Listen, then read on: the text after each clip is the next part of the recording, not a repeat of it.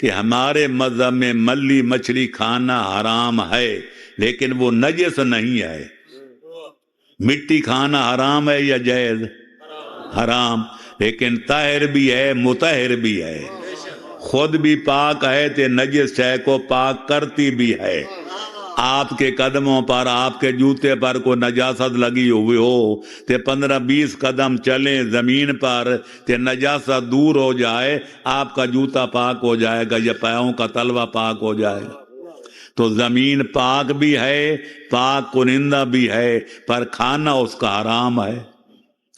اسی طرح ملی مچھلی جو ہے، چوہا ہے، بلی ہے، باقی جو حرام جانور ہیں، ان کا جسم پاک ہوتا ہے، کھانا حرام ہوتا ہے۔ نجس العین، جن کا جسم بھی نجس ہے، وہ 3 چیزیں ہیں، ایک کافر، دوسرا کتا، تیسرا خنزیر۔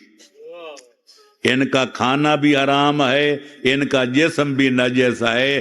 کتا جس چیز کو مس کر جائے یا منہ ڈال جائے وہ چیز پلید ہو جاتی ہے۔ سور کا بھی یہی حکم اور کافر کا بھی یہی حکم۔ تو نتیجہ یہ نکلا ملی مچھلی کا کھانا حرام ہے لیکن وہ نجس نہیں ہے، لہذا ایک تیل میں اگر پکائی جائیں تو وہ ڈبرا ہے چھلکا دار، وہ ہے حلال۔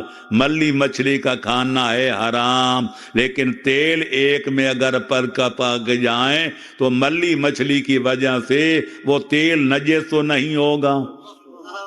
جب نجس نہیں ہوگا تو ڈبرے کا کھانا جائز ہوگا، ملی مچھلی کا کھانا حرام ہوگا۔